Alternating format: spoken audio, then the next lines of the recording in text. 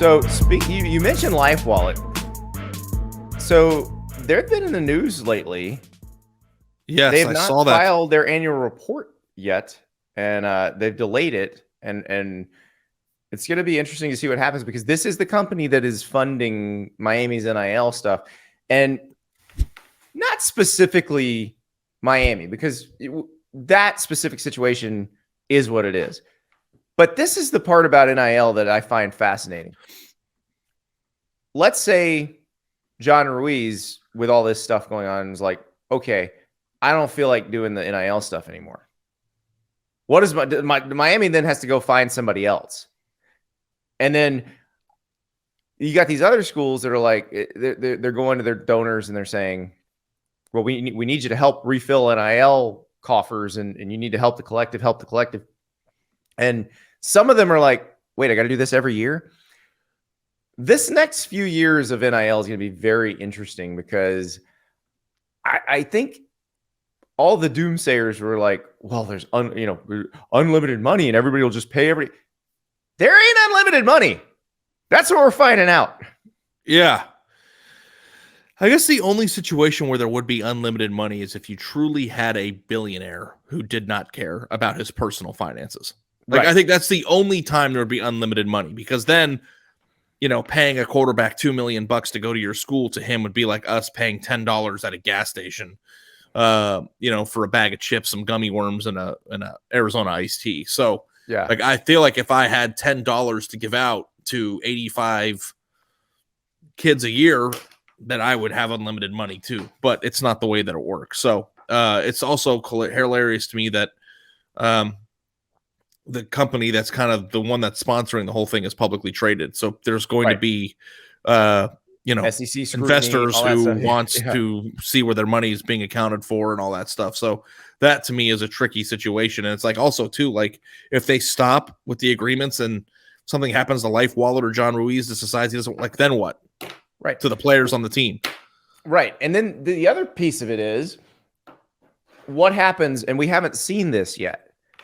What happens when you've got somebody, because you got to be careful with your collective here, because if one particular person or entity is outsized in handling all the money going into your collective or donating the money for your collective, well, that person's your general manager or your team owner at a certain point. Yeah, and if something goes awry with that person, then what happens? Or what if they get mad at the coach? Yeah. It's a lot of power to be giving to somebody who's not in the building every day. Right. Or what if they decide, I want this player. I don't care, coach, if you don't think this is the right player. Like, it's gonna happen. Maybe it's already happened in a couple places, but this is the part you got to be careful with. And until all of this, I think it's going to change, because I think these people can't survive without rules. As much as our friend Dan Wetzel likes to say, just let it happen, let the market correct for itself. I don't think these people are capable of that. I don't think they're capable of letting the market just figure it out.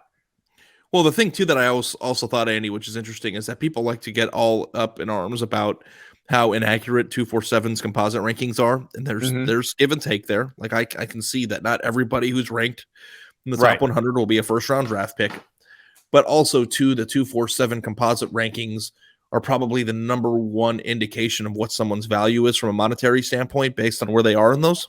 Right.